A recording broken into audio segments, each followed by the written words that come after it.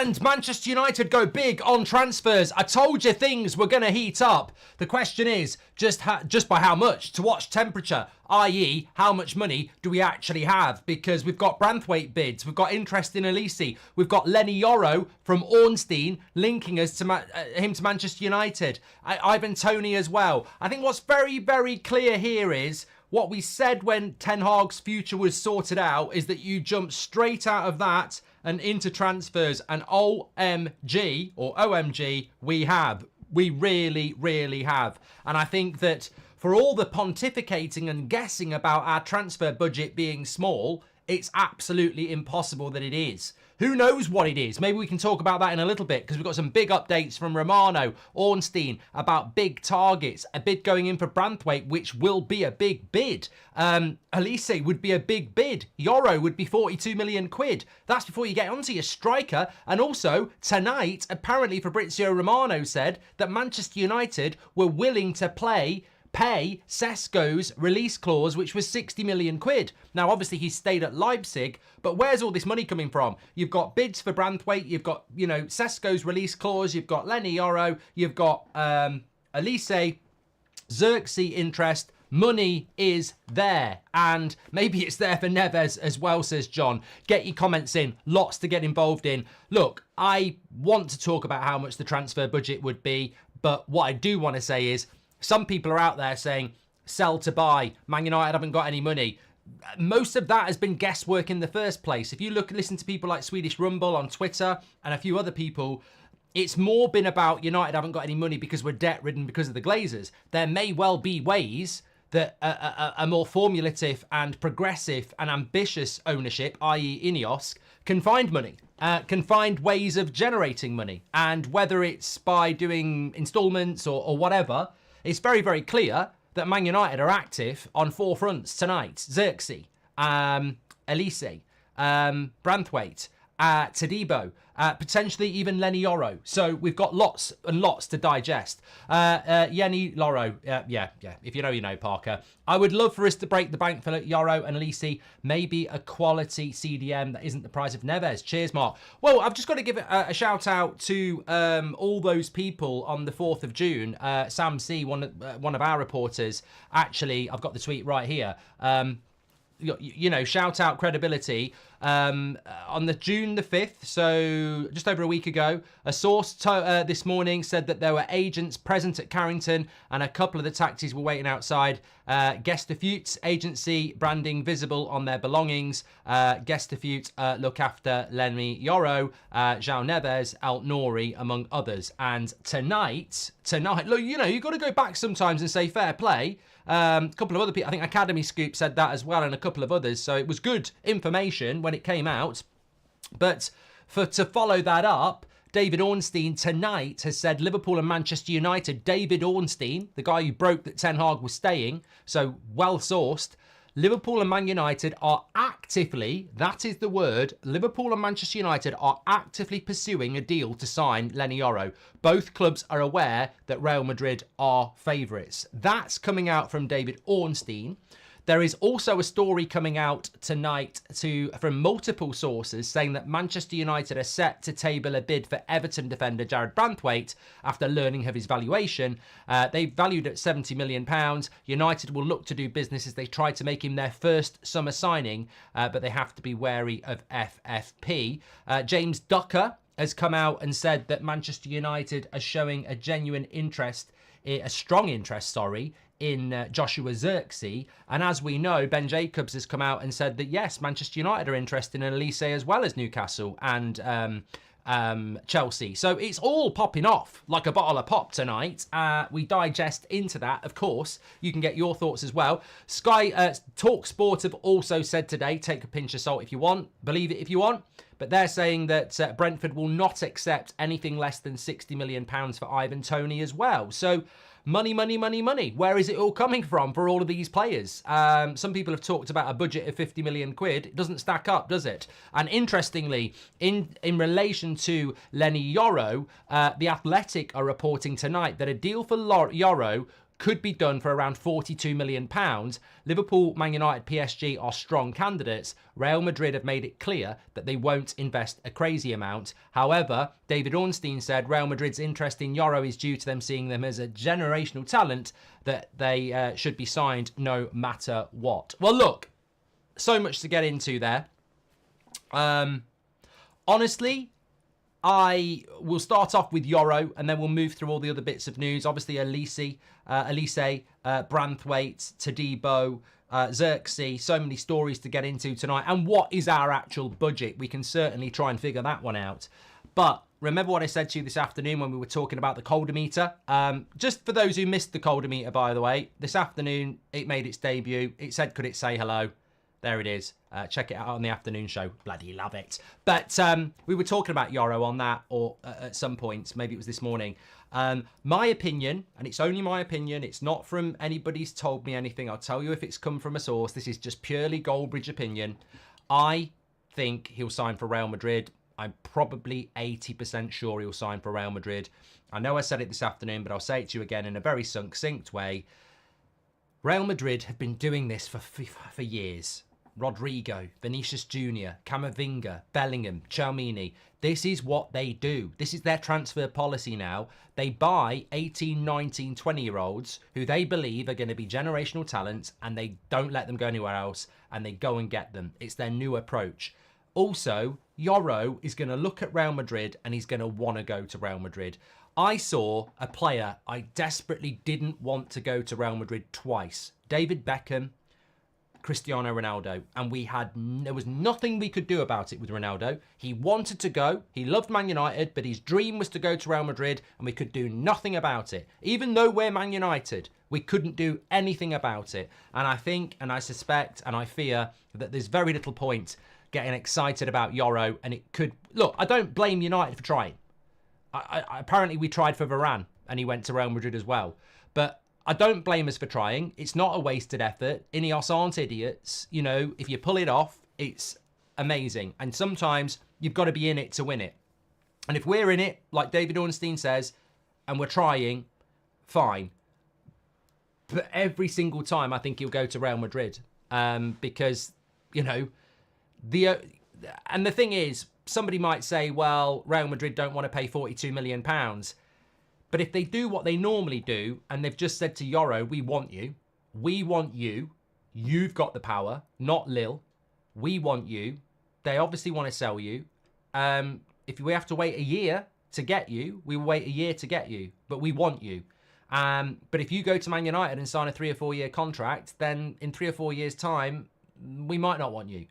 And that's how they do it. They're the only club, I think, in the world that can do that. And they do it all the time. And what a pull it is. So I think YORO goes to Real Madrid. And if we pull this deal off, woo. You know, it's up there with the Ten Hag thing again. T-shirts off time. Ricky. You know, it's I don't know why I think about Ricky when I've got a top whizzing around my head. I think I must have said it before. Ricky! We'll all be doing that. But no, if we get it done, fantastic. But I'm really not expecting it to happen. They are immense, like Lee Berman says. Casper says, it's so refreshing to finally be able to talk about transfers and not the manager. Casper, this is my world. This is your world. This is what we've been doing for 10 years. I love all this. For the next 2 months, I love all this. This is all I wanted to get into. And I'm so happy that we're doing it. Mark, it's so good chatting about players now. I'm loving the gaffers in and Man United linked to everyone. Darren saying it as well. Thank you, Darren. Yeah, Nacho leaving Real means no chance we get YORO, says Mary Franco. Mark, is it true we can't buy Todibo because we're in the Europa League with him, says Dan. People have mentioned this, but Fabrizio hasn't mentioned it. Nobody else has mentioned it. So, I mean, look, I think Todibo, you know, again, hello to the hotometer. Look who's top. Number 8. 8 out of 10 chance. Todibo. I think it's the hottest deal, really. I think it's easy. In fact, I think it's so easy, we might not do it straight away. I think it's the sort of deal you can just keep it, you know, we're in control of that deal. Some people think we're so in control of it, we could just do it tomorrow quickly. But we're so in control of it, we could wait till mid-July because we own the player. INEOS own the player, not me, not you. So we could wait and do that deal. We know the price. If he wants to come, we can just go and get it done. Tusha says, I told you we were going to spend about 500 million. I don't think it was that much. I really don't think it would be that much. So look, we'll see what happens with the YORO. If you're tuning in a little bit later, we absolutely are looking at the player. And I find that exciting. David Ornstein has confirmed it. Fabrizio Romano has actually not mentioned us, which doesn't mean anything because David Ornstein and Fabrizio Romano, as far as I'm concerned, are the two kings of the breaking news. But Fabrizio's update didn't reference Manchester United. What he actually said was that Lenny Yoro is on Liverpool's shortlist. Nothing advanced on player side. Real Madrid is still leading the race, waiting to see if they can agree a fee with Lille. Yoro currently giving priority to Real Madrid. So Fabrizio's update actually kills you dead, really, doesn't it? Because there's no mention of Man United there, and it says Real Madrid are leading the race. But to be fair, David Ornstein said that Real Madrid are leading the race. I just wonder, actually, where they get... I'd love to know. Who's talking to Ornstein about this and who's talking to Romano? Because it's not Man United. So if it's the agent of the player or it's the clubs, are they just using our name to try and boost the price up a little bit, which is what I've said before. I don't think we get this deal done. I really, really don't. Anyway, maybe we can come back to that. I think Real Madrid and Lille have a good relationship. They've done a good number of deals between the clubs, Camavinga, Benzema in the past, says Ben. I think Real Madrid have a good relationship with everybody because they're so strong, really. Let's talk about Olise. Now... I want to talk about Branthwaite. Apparently a big bid's going to go in for him. Xerxes in relation to Ducker is very interesting as well. I have my opinion on that, which I'll give you. But there was some stories around Olise today saying that Chelsea are discussing personal terms. But I think at 3 o'clock this afternoon, I was doing my little stream and a lot of people in the chat saying Olise to Chelsea, Mark. And I was like, look, Chelsea are favourites because these are the sort of deals that they get done and these are the sort of deals that we don't get done. Newcastle have been mentioned as well. I think Bayern Munich have been mentioned as well. And there's also talk that his release clause, which is around 55 million, it's below 60 million because Fabrizio said that weeks ago. So I don't think it's as much as 60 million. But I think David Ornstein said there are elements to that release clause that are a little bit complicated. Now, it came out this afternoon that it might only be applicable to Champions League clubs, which doesn't do Chelsea any good, doesn't do Newcastle any good, and doesn't do us any good. I would suspect that there is something around his release clause that could be problematic. Man United, the truth about Olise is that Manchester United really do like him. INEOS really like him. Ten Hag really likes him. And he would be interested in a Man United move. That's always been the case. But if you go back to when we spoke about this in March, deal done if Man United want to do it. But have they gone and done it? No. And other clubs have moved in quite rightly because he's a very good player. And maybe more clubs will come in. Somebody even mentioned Man City. So you've got to be in it to win it. If Chelsea win this race, we've learnt nothing. Not as a club, but I mean, as a fan base, Chelsea come in and do well in the transfer market. I think they do too much in the transfer market, but they do well. We don't learn anything if Chelsea get this deal done. Nobody goes, oh my God, it's the sort of thing you'd expect. If we come in and get this deal done, we learn a lot. This is new. We don't do this. We don't go and get Olise when Newcastle and Bayern and Chelsea want him. We don't win this race. So I'm quite relaxed because we don't win this race over the last 10 years. We don't win races like this when Chelsea want a player, when Newcastle want a player. We don't win those sort of races. In fact, I can't remember the last time we bought a player where other clubs wanted them. Paul Pogba, nobody else really wanted them. Sancho, no one else really wanted them. Bruno Fernandes, at that time, no one else was competing. Harry Maguire, no one else was competing. So I think that Martinez, Arsenal, yeah, fair enough. But I think with Olise, if we pull this deal off, Ricky, t-shirt round your top time. If we don't pull this deal off, I don't think we need to be critical. And I don't think we need to be pissed off. I just think it's, well, look, we don't normally win them sort of deals. And maybe we're not ready to do that at the moment. There's also the aspect of, do we need to sell to buy with Olise? Not necessarily that the budget isn't there, but do we need to offload Greenwood, Sancho before we can buy Olise? In which case, we're not in the same position other clubs are in, are we? So, look, I think with Olise, we're definitely interested. And if we're in it and we lose, we'll have to figure out why. But if we come out of it, we can't win it. So at the moment, I'd say we are in it. But I'm not giving up on that deal based on what's going on and what we're hearing. Man United are not out of the race for Olise. I suspect he's going to talk to a lot of clubs and he's going to have a lot of options. Now, I actually might be in the minority here, but if we get to the talk stage where other clubs are interested, I quite fancy our project. I think our project's more stable than Chelsea. We're in a better tournament than Chelsea. And I think our future is at least as appealing as Chelsea, if not better. So I think what Chelsea can offer, we can offer. Certainly Newcastle, we can offer more. We're in Europe. Obviously, if a Man City come in, you'd worry a little bit, but Man City might be getting relegated. So I think we've got a good chance if we decide that we've got the money to go and get this deal done. Would I do it? Yes. Darren Roberts says, now I've calmed down, Mark. I just feel we're starting acting like Man United once again, to behave like the home that Busby built, the home of the babes. Be United, says Darren.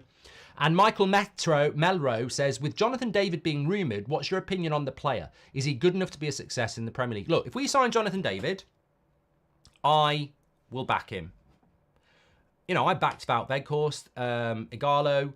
I didn't, you know, there hasn't been a player I've never not backed. I didn't want Matic, but I still backed him. I didn't want Lukaku, but I still backed him.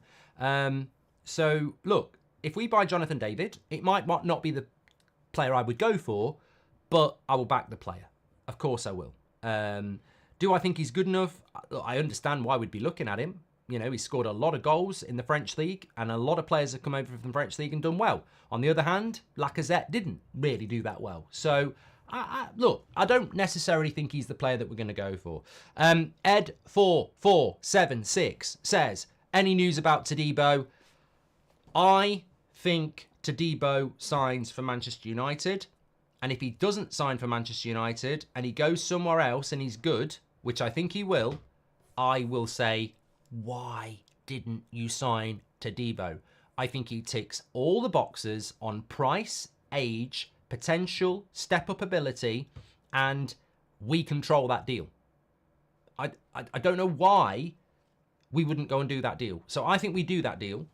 And if we don't do that deal, I think we regret not doing that deal. I think he is not as good as Varane, but I think as a replacement Varane, it's absolutely the right deal to do. INEOS, Sir David Brailsford, Sir Jim Radcliffe, Eric Ten Hag know everything there is to know about this player. Ten Hag wanted him last summer. Sir David Brailsford, Sir Jim Radcliffe have had him at their club for the last 2 years. So they know exactly about this player. If we don't go for him, then they know something we don't know. And from what I've seen, I think he's perfect. The problem with the release clause is usually they have to be paid in full right away, says CLJ. We usually do transfers with instalments because our cash flow is not that big and it helps spreading the costs, says CLJ.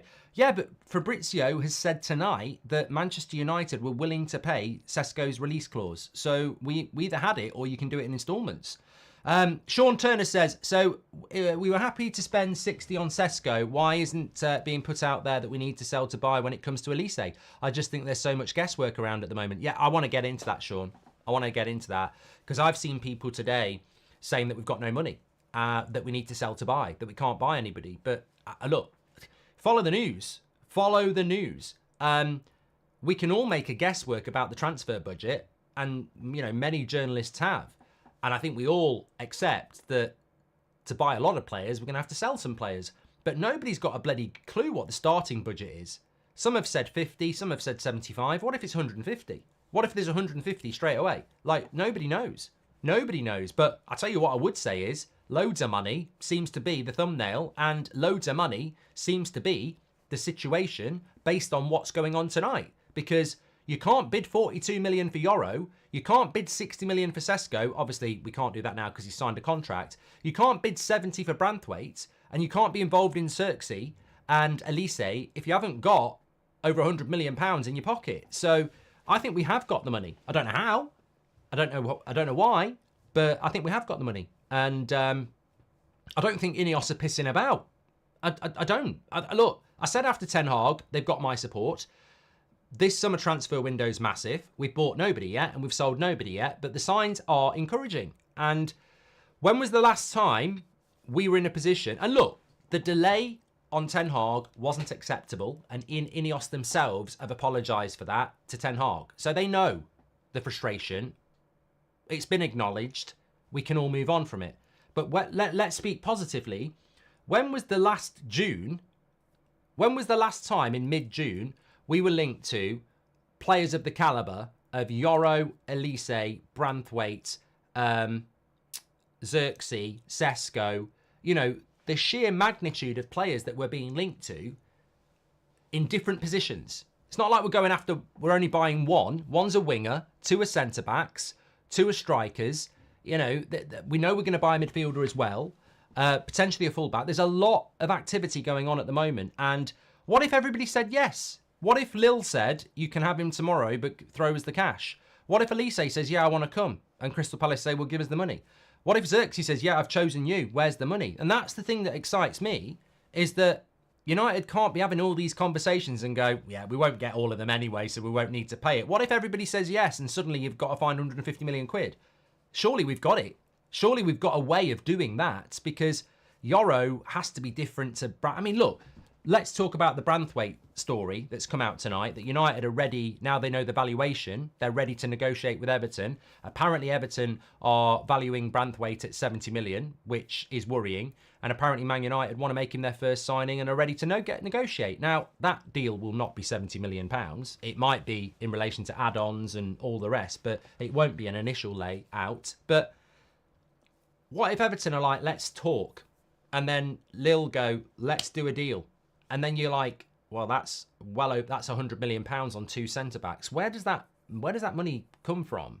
And also, somebody might say, yeah, but Mark, we're going for one or the other. Oh, right, okay, so we're going for a left-footed Premier League established centre-back and a right-footed 18-year-old from the French League. And it's either or. It's not bloody either or, is it? They are completely different profiled centre-backs. One is very young and is right-footed. One is a Premier League British established left-sided centre-back. I don't think that we're going for... I get the feeling with the interest with YORO is based around... I think the Branthwaite and YORO interest are separate. That's what I'm trying to say. It's not logical to me that it's one or the other. Because YORO is this 18-year-old right-footed centre-back who could be one of the best centre-backs in the world. And Branthwaite is the homegrown left-footed centre-back that we need, who is established in the Premier League. I think they are exclusive. I think they are two different deals, because I think we're looking to do two different centre-backs. I think we want a right-footed centre-back to replace Varane, and I think we want a left-footed centre-back because we're short in that area. So where does that money come from if both deals progress? Now, obviously, YORO won't progress. I think you move on to Todibo very quickly. But, yeah, the money has to be there. Branthwaite's overrated. There's a few comments coming in here about Branthwaite that I just will spend a couple of minutes on, because honestly, I haven't even had time to think in the last hour, because there's been so many stories that I've been, trying to remember and take notes on for the show to get your opinions on. Can I just say as well, I've got 15,500 people watching. Make sure you smash a like on the video and subscribe. This is what we do as a community. We've been doing it for years. Doesn't it feel good to be talking positively about things that could really change this football club going into next season? This is the stuff I love. This is the stuff I think you love as well, because we've had a horrible season and we do need to make a lot of changes in and out. And this is the stuff that gets the blood flowing, because this is the stuff that is exciting and positive and generates a conversation that isn't locked in on division, it's opinion, and that's what we love. In relation to Branthwaite, my opinion on that, we're talking about Xerxes next, by the way. James Ducker, Telegraph, very interesting update that we're strongly interested in him, which sort of contradicts what I said this afternoon, in the sense that I still stand by what I said this afternoon, but we'll talk about that in a minute. Branthwaite. Look, when I see what was out there tonight, that 70 million is the price Everton want, and Man United want to make him their first signing and they're ready to negotiate, What I will say is, it does say that there's no expectation that this deal will get done quickly. They expect long negotiations. I don't see anybody else getting Branthwaite other than Man United. I don't see who's going to get Branthwaite. Chelsea can't buy another fucking centre-back, so they're out. Arsenal, what are Arsenal trying to do? I mean, do Arsenal want Branthwaite when they've got Gabriel? I don't see that. Man City got loads of centre-backs. Newcastle, not even in Europe. Liverpool, don't think they're looking for that sort of player, and he plays for Everton. To me, Branthwaite to Man United is just logical. I can't see another club that he goes to in the Premier League. Chelsea can't do it. Liverpool can't do it. Man City don't need to do it. Arsenal don't need to do it. Spurs, forget about it. Newcastle, forget about it. Villa, forget about it. So I think for Man United, we needed a left-footed centre-back. Everton probably need to sell Branthwaite. We've got a good relationship with Everton. I think this deal happens, and he's homegrown. But I like the player. I think it'd be a good signing for Man United. But what we must not do, and I agree with Shane Smith, is we must not go anywhere near 70 million quid. Because that's Harry Maguire all over again. That's Jadon Sancho all over again. And we can't do that anymore. So the conversations with Everton have to be, look, we'll look after you. We're not going to take the piss out of you. Can we build a deal that's got add-ons in it? Because if you believe in him, you'll get that money in the end anyway. But we are not doing a £70 million bid. We're not doing a £70 million deal. We can talk about 50, and we can talk about add-ons in 2 or 3 years' time. If he gets 50 England caps, and if he wins a Premier League, you know, this can go to 70.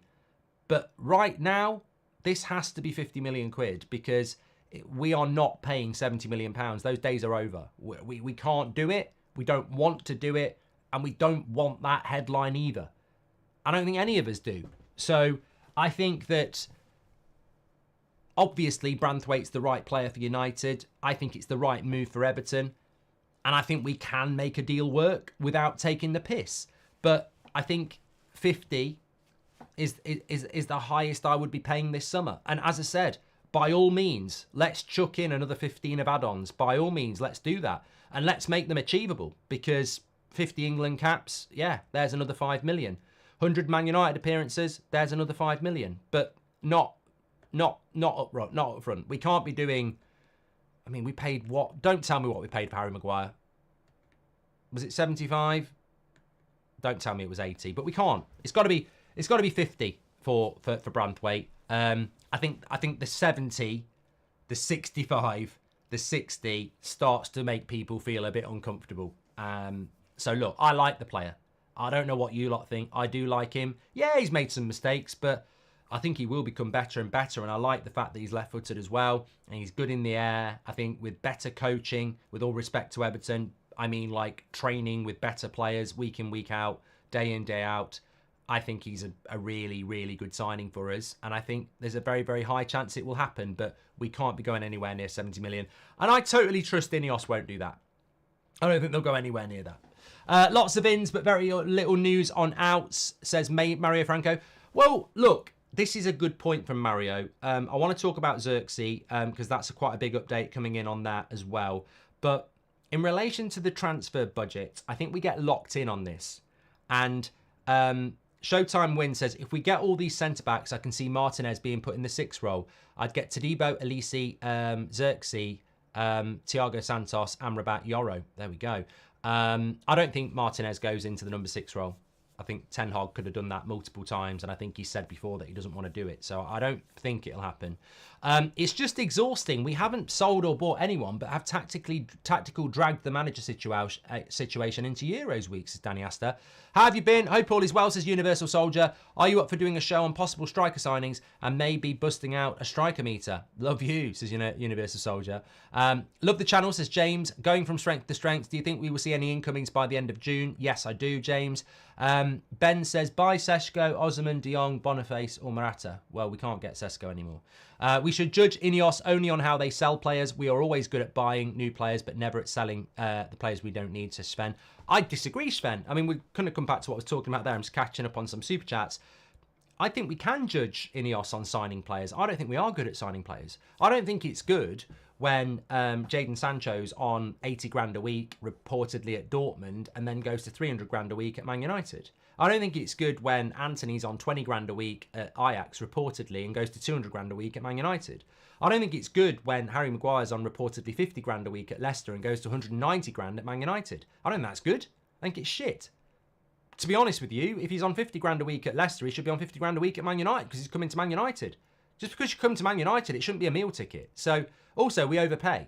So I don't think we are. I think we can judge INEOS on sales, but I think we can also judge them on purchases. I don't want to see stupid wages anymore. I don't want to see stupid transfer fees anymore. And I don't think we will. So I think we can judge them on that. Onka says, as much as Olise looks good, I still feel we need to strengthen our midfield and defence first. We should spend our budget for a CDM, centre-back and left-back, which is probably what we will do. Tyree says, good thing to see United are actually working on deals rather than not doing anything sitting around. Seems to be a change in how we operate. Hallelujah. I agree, Tyrese. Anything concrete about De Ligt? Remind me about De Ligt, Neff. Remind me about De Ligt. Are you still doing the Nice video? Yes, Brian. It's been put back a little bit and it's been changed a little bit, but I will still be doing the Nice video. De Ligt is a Dutch Maguire, says the Hughes lads. English clubs for the English managers, hashtag identity, says JJ. Without selling Lindelof and Maguire, we just replace Varane, so it's just one centre-back. Who are you choosing? Maguire. Because I think he's got more value, and I think Lindelof suits being third or fourth choice more than Maguire, who I think needs to be starting. What are your thoughts on the reports that United are closely monitoring De Ligt, says Z3. I can't remember, other than Plettigol, who said we're monitoring De Ligt. It came out tonight from somebody, and I can't remember who it was. It might have been Ducker, it wasn't Romano, it wasn't Ornstein, but it was somebody with some semblance of credibility. But I want to talk about De Ligt and Xerxes together because they're both in the Dutch squad, and I put the stories sort of on the same level. I'm not convinced by both at the moment. Kerkez is in the Euros with Hungary, isn't he? Again, I don't fully believe that we'll go for Kerkez. Must get defenders, Rudiger, Yoro, Arahu, Gomez, Frimpong. These signings help with depth, says Ben James. Thoughts on Chiesa, Greenwood swap? We won't be doing any swaps. We're going to talk about Xerxes. We're going to talk about De Ligt. We can come back to everything else we've spoken to.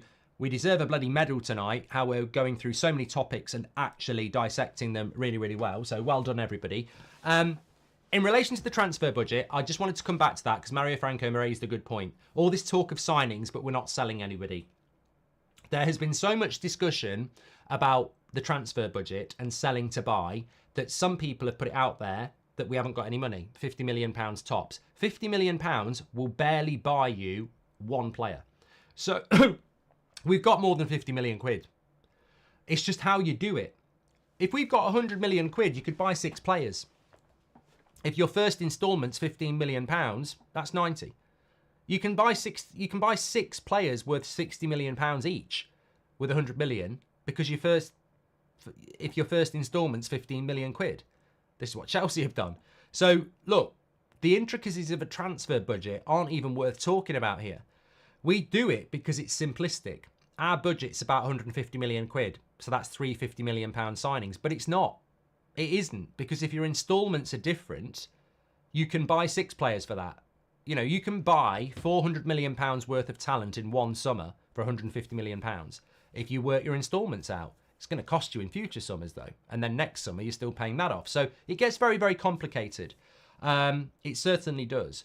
But you also have to abide by financial fair play in relation to what you've spent, what your wages are, and the gap between your revenue. So it's very, very complicated. But I would not be surprised if INEOS have a plan where they can spend money without selling players in the knowledge that those players will be sold later in the window.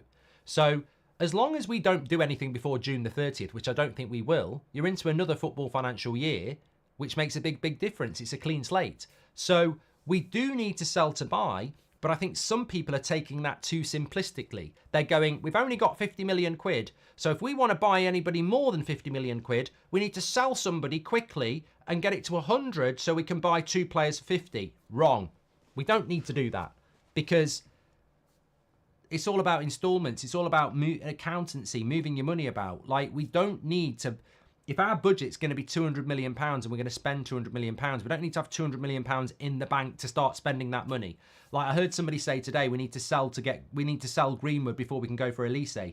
I don't think that's a financial thing. It might just be about getting a winger off the books before you bring another winger in. That I don't think it will be about the Greenwood money specifically, because I think there will be other ways of doing it.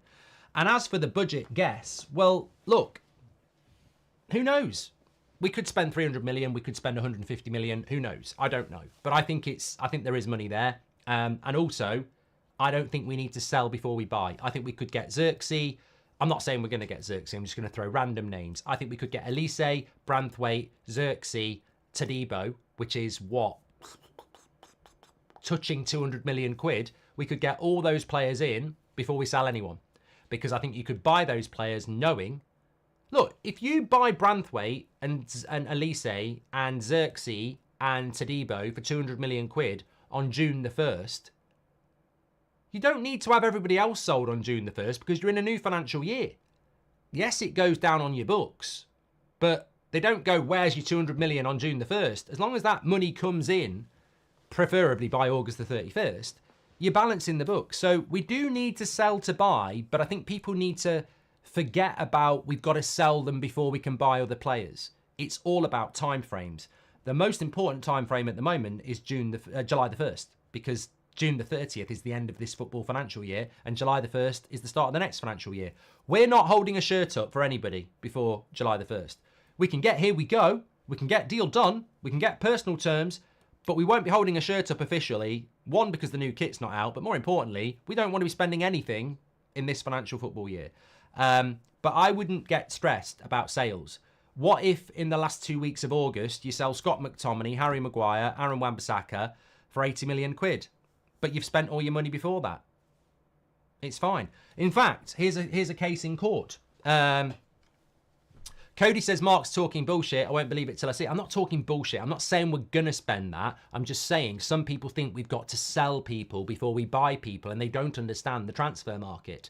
When Spurs were selling Gareth Bale, I think it was Spurs, but somebody did it. Spurs knew they were going to sell Gareth Bale, and they knew how much they were going to get, but the world didn't. And before they sold Gareth Bale, I think I'm right in this. It was either Gareth, I think it was Spurs and Gareth Bale, but it might have been another club and somebody else. But what they basically did before Gareth Bale went to Real Madrid, they went and bought 4 or 5 players, and they got good deals. And it was people like Capoue, maybe Van der Vaart at that time, I can't remember, although he would have come from Real Madrid, but maybe Modric. They went and bought 4 or 5 players before Bale went. And how do you do that then? Because you're doing that because sometimes you actually want to buy before you sell because people don't know how much you've got then. We could already be screwed by previous transfer window installments. It's not a new thing, says Spencer. And Ryan Chait says, I hope we get Todibo, either centre-back or left-back CDM. Do we really need to spend on a winger rather than a striker? We've had this conversation so many times, Ryan. How many chances do we create for our striker? None, hardly. So buying a creative winger is an absolute essential for me. Look, at the end of the day, I was going to be crude then, but I can't say it. Even I can't say it because people will take it the wrong way. I was going to say, if you've got 5 human beings and you want one of them to have a certain thing and they haven't, then you haven't got it, have you? You can figure that one out for yourselves. But in a more less way, if you've got a garage full of cars and you want a Ferrari and there's no Ferrari in there, well, you haven't got what you want, have you? And I don't actually agree with this whole we've got enough wingers, because it does. If I want a can of Coke and I go into the fridge and all I've got is lemonade, I don't want lemonade. I want a Coke. So we have got a load of wingers, but they don't do what I want to do. And they said they don't taste like what I want to taste. Where are we going? They don't do what I want to do. So our wingers don't do what I think we need. And I think Olise does. And there'll be other wingers that do it if we don't get Olise. And maybe we have to wait a year. Maybe we can't do everything. And that's a great point as well. Maybe we can't do everything in one summer. Frustratingly, maybe we can't. But whose fault's that? It's not INEOS's fault. If there's too much to do in one summer, it's not INEOS's fault. It's not Ten Hag's fault. This is what happens when you start from ground zero. Rome wasn't built in a day. But I would love to bring a winger in who is creative. In your opinion, who's more likely to be sold this summer, McTominay or Maguire? I would say Maguire, Austin, although both could stay. Honestly, or both could go. Honestly, I think he's closer to 40, even 50 is too much. With that price, you could get a couple good foreign centre-backs. And yes, Maguire was 80 million, says Jack. Must get defenders, says Ben. Yeah, I've done that one. Okay, let's talk about Xerxes. And we'll bring De Ligt into this as well. Do you know when the new kit will be released, says Mally. United are weird with kits. Sometimes the third kit comes out really, really late. Sometimes the home kit comes out first. Sometimes the away kit comes out first. Sometimes one will come out in June. I think this year we've got a new kit sponsor, so it has to be July. I think our deal with TeamViewer ends on June the 30th, so it has to be early July, which actually is really good because we don't want anyone holding the shirt up until July anyway from a financial point of view. And what better reason to hold it off until early July than to hold that you don't want them holding up the old shirt. So yeah, official announcements won't come till July anyway. But I think the home kit will probably come out the first week of July. Yeah. Let me talk to you about Xerxes. So let me just check nothing else is going on because it's so busy today and last night that you don't want to miss anything. In relation to Joshua Xerxes, it's been reported that Manchester United are interested. And I really do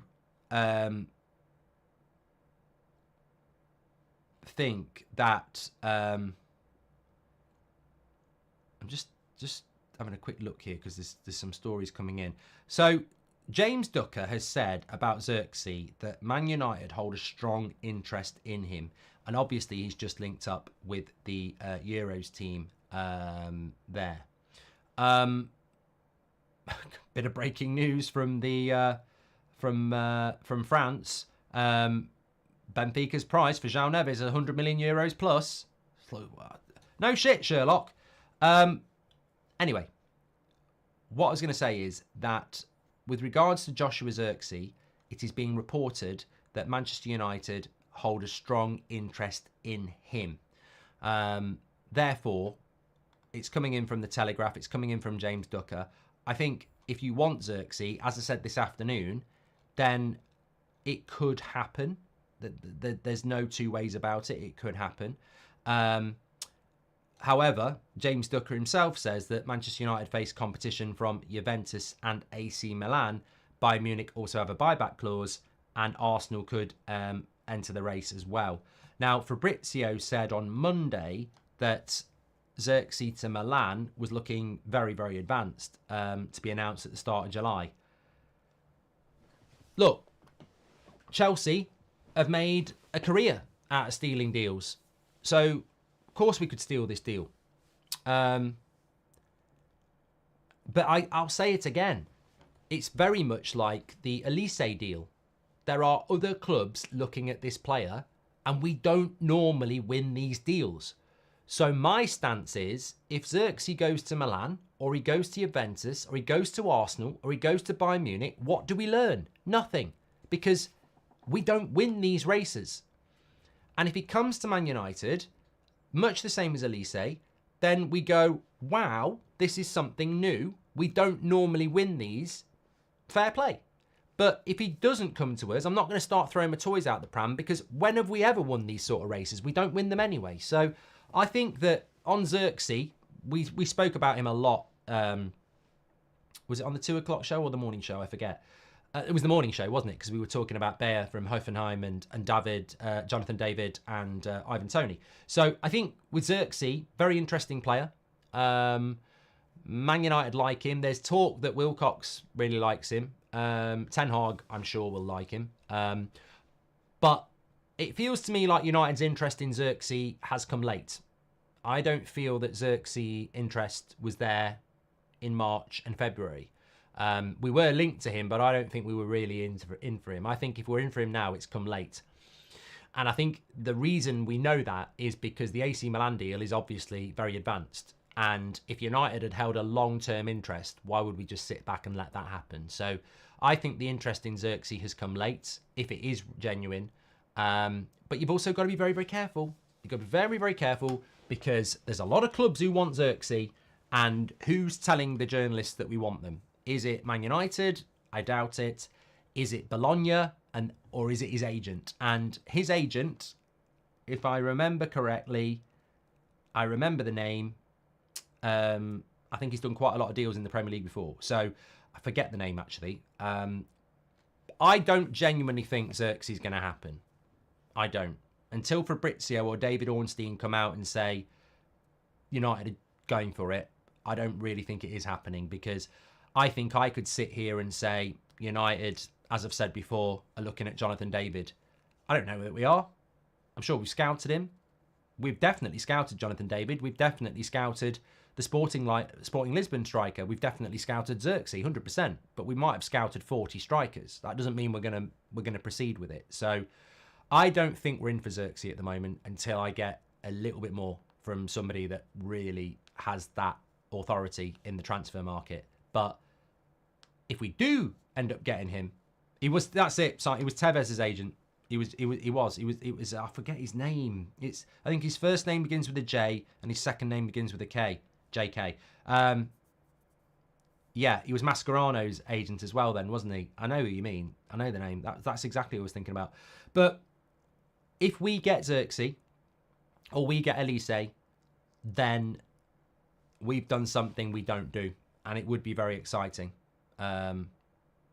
Because we don't normally do that. But look, I'll be honest with you. I genuinely think we're going to see something like that happen this summer. It might not be with Xerxes. It might not be with Olise. It might not be with YORO, who, again, they're three players where there's big competition. Branthwaite, I think we're in the horse. I think Branthwaite were the only horse in the race. Branthwaite reminds me a bit of Bruno and Sancho and Maguire. There's only us in the race, really. And it's just about not having your pants pulled down. But I think with Xerxes and YORO and Olise, these are races we don't win. These are lots of clubs want them. And yeah, I do think we might not pull one of them off. We might not pull one of them deals off. But God, if we have to do that to get them to sign, it's not worth it. But we might not pull one of those deals off. But I do think we'll pull a deal off or two where there's big competition. Because I think that's what INEOS are going to be about. Best in class doesn't mean you're the only one after somebody. Best in class means everyone goes and goes, well done. And I think we'll do a couple of deals like that. I really, really do. Also, quick question. How do we know if Branthwaite can even play in possession-based system? I haven't seen him play in that kind of team, says Jack. It's a good point, but I think from what I've seen of Branthwaite, he stands out at Everton as being above that level. You know, he looks like he's a player that can do that. And look, John Stones was the same at Everton. Trim the squad to make the transfer budget bigger, says Sia. Do you know when the new kit will be released? We've done that from Mali. I want to talk to you about Delit, don't I? That's the next thing I want to talk to you about.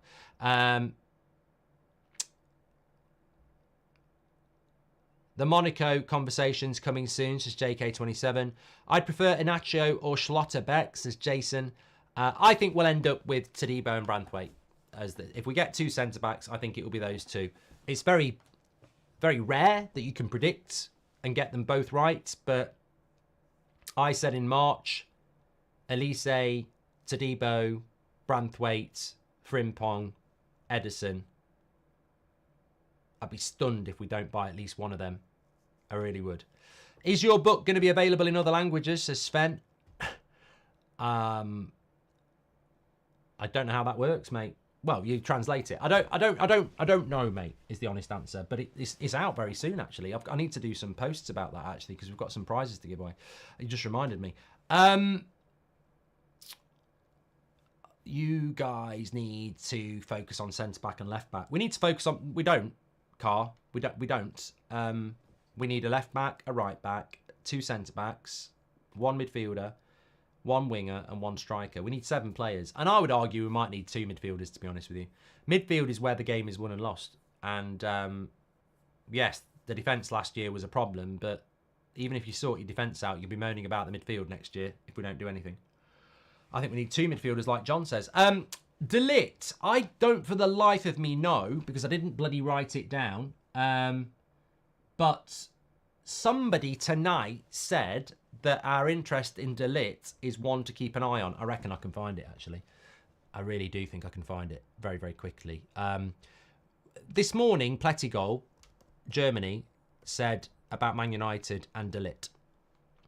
I spoke about that this afternoon, and my opinion is that I don't think that we will go for De Ligt simply because he used to play for Ajax and Ten Hag. I don't think that that necessarily will be the case. I'm just trying to find out where it is. Progress, Greenwood, Man United. Okay, yeah, it was in Mail. It was Mail. Mail Sport. Man United set to submit bid for Everton star Branthwaite as club expect tough negotiations after Toffee slapped 70 million price tag on the defender. De Ligt and Todibo are also of interest. That was from the Mail then. Who wrote it? Simon Jones and Lewis Browning. I mean, yeah, no disrespect, but I'm not, you know, it's not Fabrizio and it's not David Ornstein and it's not a couple of other people I would sort of put a bit higher than that. But again, look, if every story we've spoken to about tonight is true, this is the way I look at it. If every story we've spoken about tonight is true, it doesn't make sense. Because we literally can't be talking to all those players. Otherwise, you'd be buying 3 centre-backs, 2 strikers, you know. So, I don't believe the De Ligt story.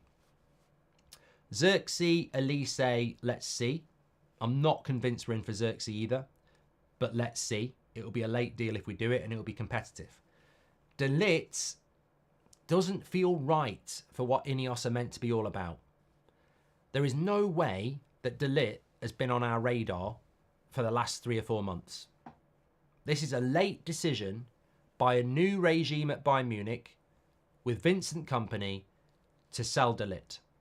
There was rumours about it, but it was never solidified. So De Ligt is a late entry into the transfer market, in my opinion. And that goes against what INEOS is all about.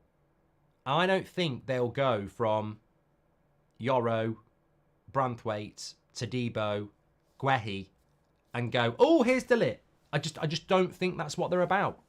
I think they want to be more analytical and structured and focused than this is what we're looking at. Oh, De Ligt. I don't think they'll do it. And also, you know, I think one of the most important things to factor in here is, and I'll give you the exact figure now, De Ligt is on £270,000 a week at Bayern Munich, according to this website I'm looking at.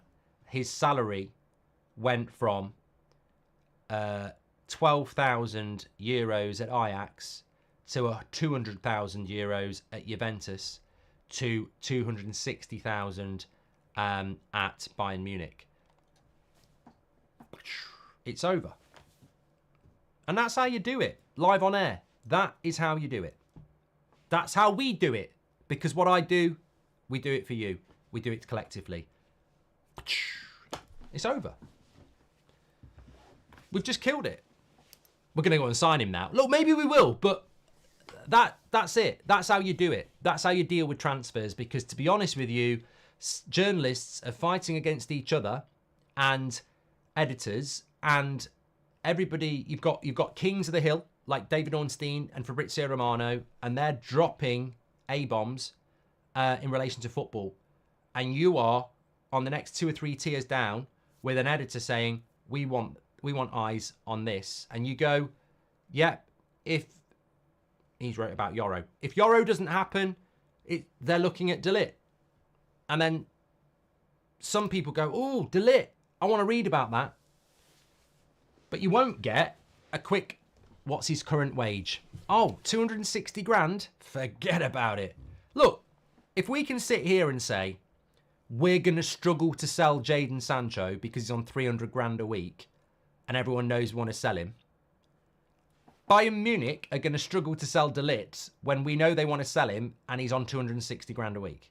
It's just not And that's how sometimes you've got to do it. And that's how I've done it for years. And I'm sure that's how many of you have done it for years.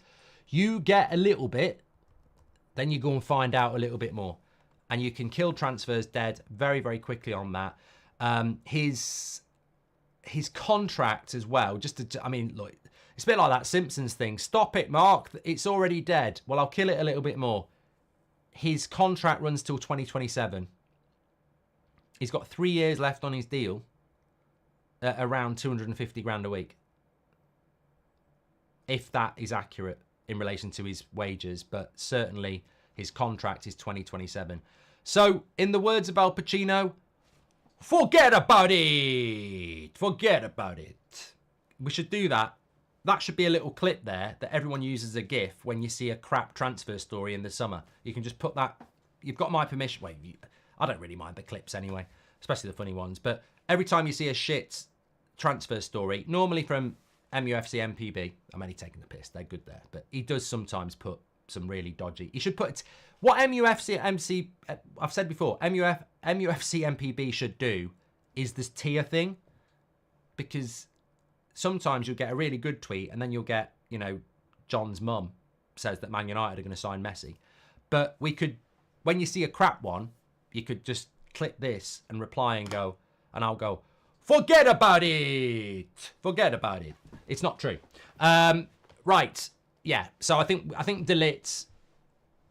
Look, never say never. Never say never. That's another one. Never say never. But I think with De Ligt, forget a meter. Well, I think with De Ligt, we can basically say it's highly, highly unlikely. It certainly won't be going on the hotter meter. And the funny thing is, in fairness, this ain't easy, bruv.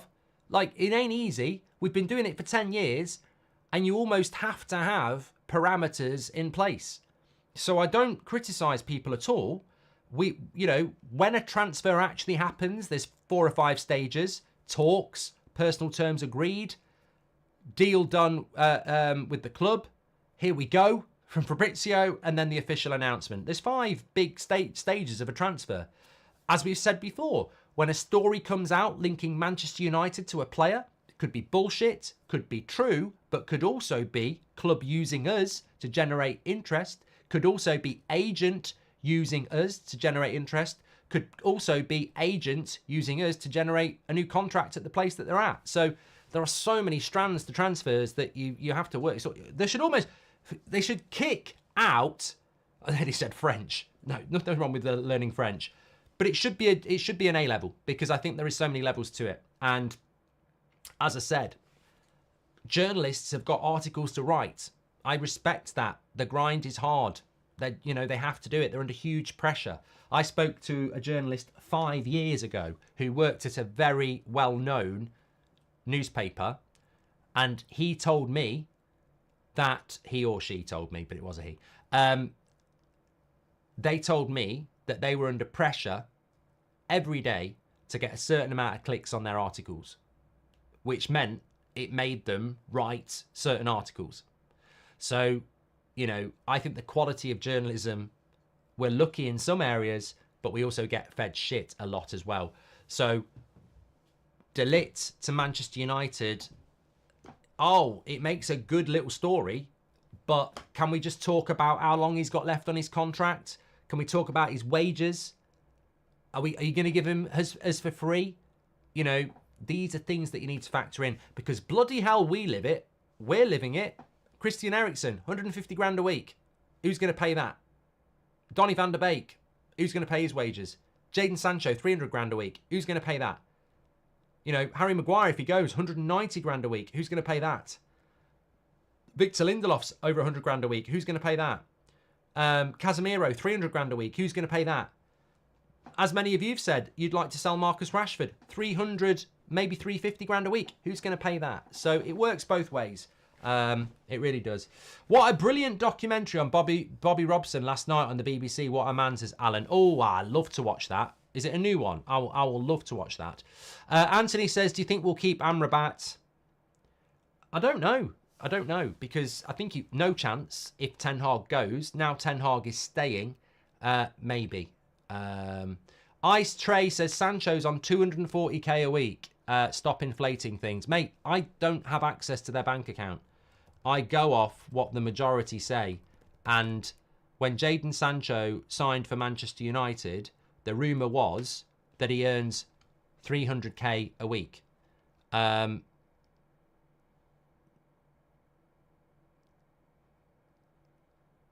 Plettigol himself said the barrier to any move to Dortmund is that he's on around 300 grand a week.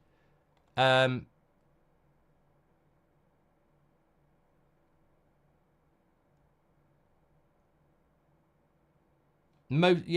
I'm just having a quick look now.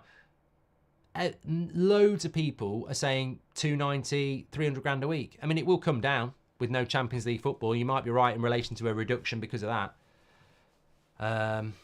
Yeah. The 24-25 season fixtures come out Tuesday, says Nigel. I know, I really want a good start. Joel Linton, Bruno G, Tonali, back your manager, says Brandon Rogers. Yeah, you won't have Bruno G next season though, mate, will you? Because Man City. HKA says Branthwaite is a left-footed player. Can we partner him along with the Butcher? Well, that's something in itself. You'd have to have two left-footers, wouldn't you? Anyway, what a show tonight. It's absolutely flown by. I think that's been one of the better shows we've done of the summer transfer window so far. And what I will say to you is that's what they're normally like. It's just we've had to put up with this manager stuff for weeks. This is the normal standard of a summer show on the United Stand at 8 o'clock. It's been a fire show, says Solid Blake. Well, it can only be on fire if you can't start a fire without a spark. And you're the spark because I feed off you. I'm like a fire, but I need the oxygen to burn brightly. And boy, did you provide the oxygen tonight. It's been brilliant. You know what? I think about the United Stand actually, and whenever we do morning shows, it reminds me of the house I moved into before this one, where I had to set myself up in the back room, and the laptop was on some boxes because we'd just moved in, and I used to wear the red polo shirt with the old logo on, and it was the summer, and I used to stand up doing the show. Like, I used to stand up walking around like doing the show, and I remember it was the summer because it was very much like this sort of show. I need to get one of them desks which is a stand-up thing, because I think there's so much going on at the moment, you almost need to be moving around. Anyway, look, absolute legends tonight. Look, who knows, sometimes we might be back live on an evening. I must say that. Make sure you subscribe, bottom right hand corner, and click the bell to get your notifications on, because what I will tell you about summer transfer window is you can be live at 10 o'clock in the morning like we always are, 2 o'clock in the afternoon, 8 o'clock at night like we always are, but you might be live at midnight. You might be live at 4 o'clock. You might be live at 6 o'clock, because there'll be signings, there'll be sales, there'll be breaking news, there'll be here we goes, there'll be talks, we're out of that deal. So get involved. We're ready. I feel rejuvenated, excited, motivated, and energized by the fact that we're doing stuff, and also that we're not having to talk about the manager anymore. For me, Ten Hag can go back to Ibiza and have a rest, because the real work on transfers will be done by INEOS and their team. All he needs to do is say, yeah, I like that. Yeah, sell, sell, sell. Take care, everyone. Stay safe. I'll speak to you all in a bit.